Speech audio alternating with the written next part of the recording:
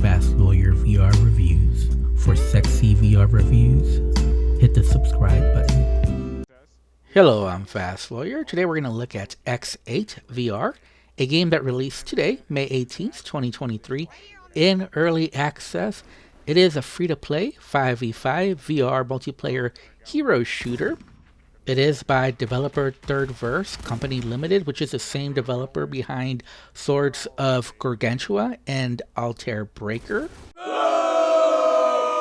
But I won't hold that against them. I'm going to judge this game on its own merits, and that's my promise for every single video, review, impressions, whatever type of video I do. I try to be as objective as possible and bring you the good, the bad, and the ugly, the beautiful, whatever this game has to offer.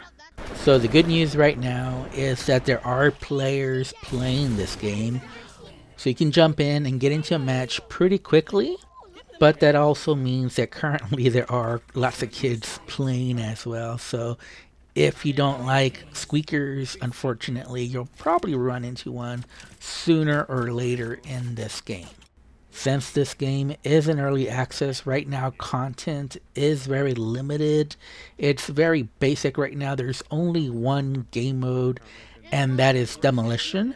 Now you can either go with Team 5v5, so you'll play either with a group of friends or with a pickup group, and you'll go against another team, or you'll play against a combination of other players and bots, depending on which mode you chose.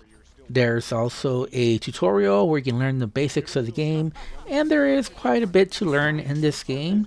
The big thing is, obviously, like I said, this is a hero shooter, so there are currently 6 heroes to choose from, and they all have different abilities. So obviously each has the same core ability of having a handgun, and each round you start off with this handgun, and you just have enough money to purchase some very basic stuff.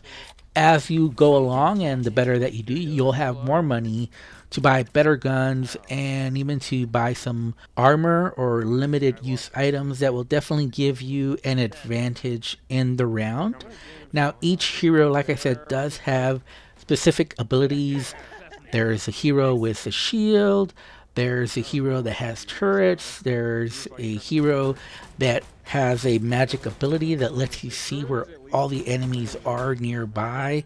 So each hero you do have to get used to as far as using their special abilities, whether offensively or defensively.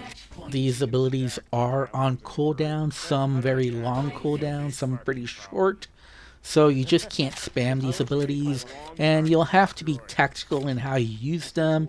If you're on the attacking team, you'll probably want to save up some of the defensive abilities for when you're the defender, because you will switch rounds and you'll switch to being defender.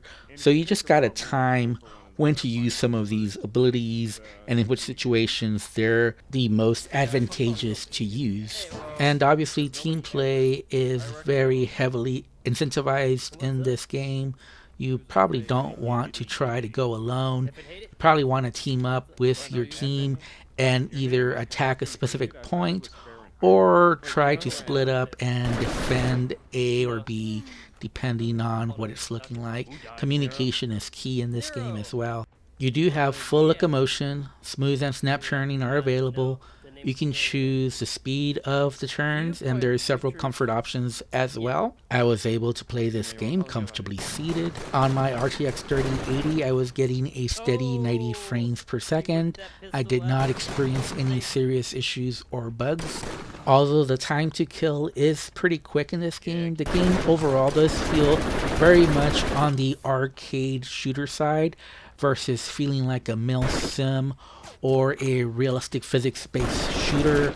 It's not that. It's quick, simple, arcade, fun action with very simple reload mechanics, and the guns here feel very much on the arcade side, which is fine for the type of game it's going for. It's going for arcade action, and that's what you're getting in this game.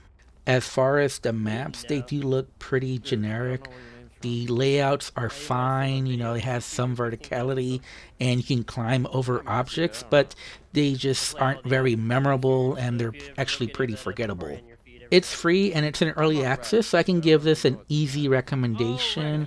It definitely needs more game modes, it needs more maps, it needs a progression system, it needs more weapons, it probably needs at least 2 more heroes for X8 to make sense.